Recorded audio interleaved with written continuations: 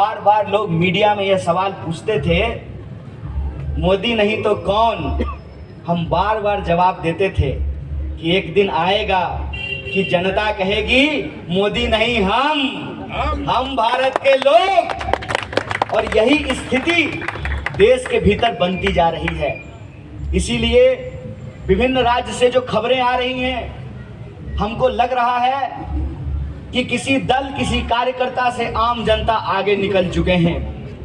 मैं दिल्ली की जनता से भी यह आग्रह करने के लिए आया हूं कि आपको इस चुनाव को खुद को एमपी कैंडिडेट मान करके चुनाव लड़ना पड़ेगा।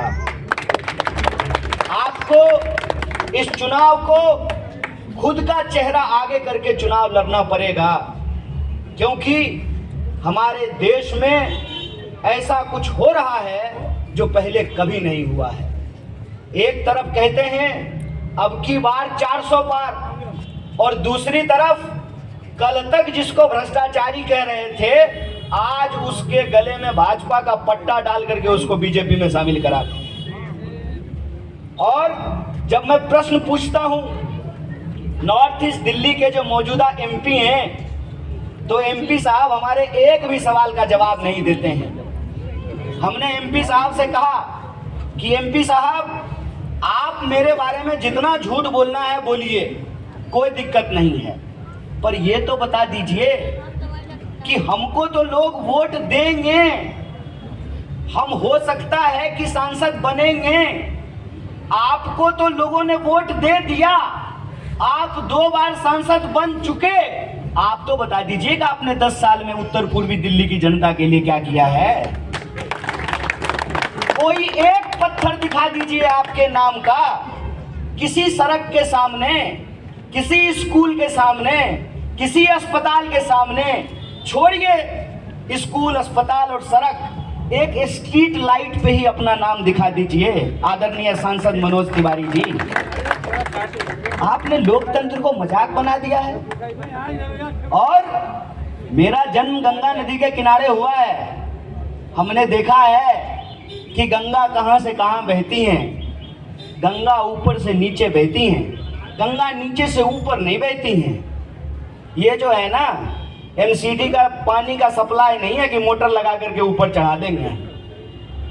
ये देश में उल्टी गंगा बहाना चाहते हैं।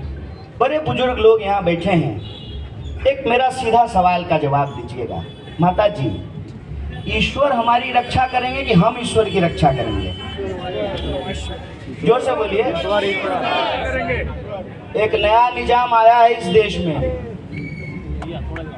वो ये नहीं कहता है कि ईश्वर उसकी रक्षा करेंगे, वो कहता है कि वो ईश्वर की रक्षा करेगा। मतलब ईश्वर के नाम पे वो खुद ईश्वर बन जाना चाहता है। मानेंगे किसी को? मानेंगे? इस देश में वो आजादी 1947 में मिली, 1950 में संविधान लागू हुआ, और संविधान लागू होते ही यह तय कर दिया गया कि रानी के पेट से राजा पैदा नहीं होगा, जनता के वोट से शासक बनेंगे। सो हे जनता, आपको ये विचार करना है, हर 5 साल में चुनाव क्यों होते हैं?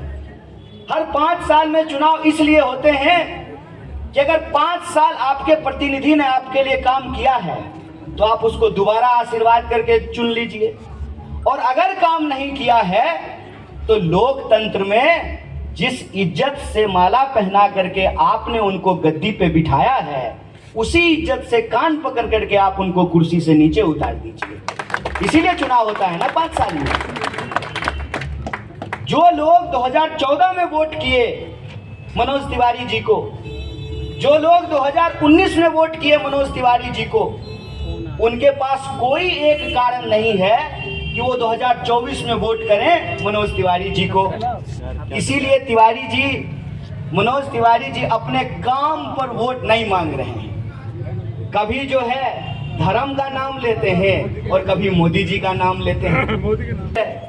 ऐसा कौन सा काम है जो 300 में नहीं हो सकता है और उसको करने के लिए इनको 400 सीट चाहिए? इसका मतलब ये है कि जिस संविधान का ये शपथ खाते हैं, जिस संविधान के बदौलत यह तय किया गया है कि हेलीकॉप्टर पर उड़ने वाले का भी वोट एक होगा और जूता सिलने वाले का भी वोट एक होगा। हमको लगता है कि ये बात इनको पसंद नहीं आ रही।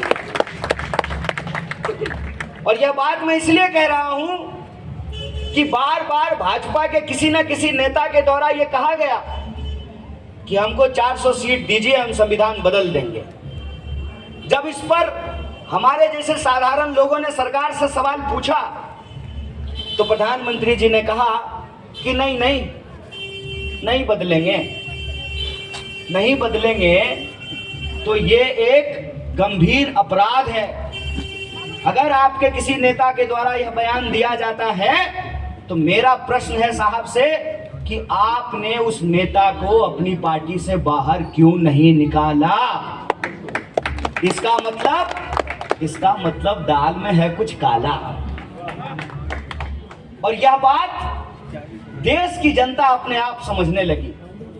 इसीलिए मैं कह रहा हूं कि इस बार का चुनाव किसी आदमी को एमपी बनाने का चुनाव नहीं है। वैसे भी एमपी बनना ही अगर लक्ष्य हो तो 400 सीट वाली पार्टी में एमपी बनना गारंटी है ना। उसके विपक्ष में जो इंसान खड़ा है वो एमपी बनने के लिए नहीं, देश बचाने के लिए खड़ा है। इस बात को हमको समझना पड़ेगा।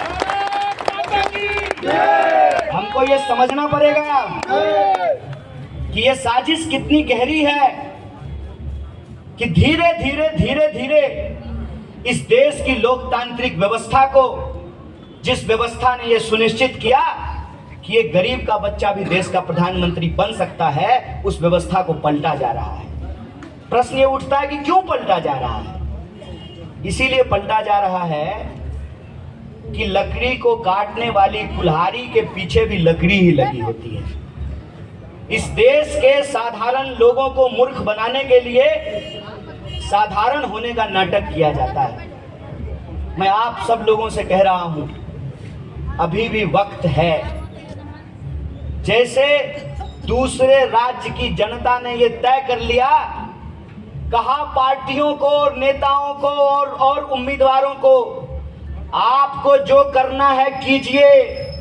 ये चुनाव किसी को प्रधानमंत्री बनाने का, किसी दल को जिताने का, किसी गठबंधन को जिताने का नहीं, ये चुनाव संविधान और देश बचाने का चुनाव है। और जो नागरिक इस बात को महसूस कर रहे हैं, वो जनता आज एनडीए के सामने खड़ी है।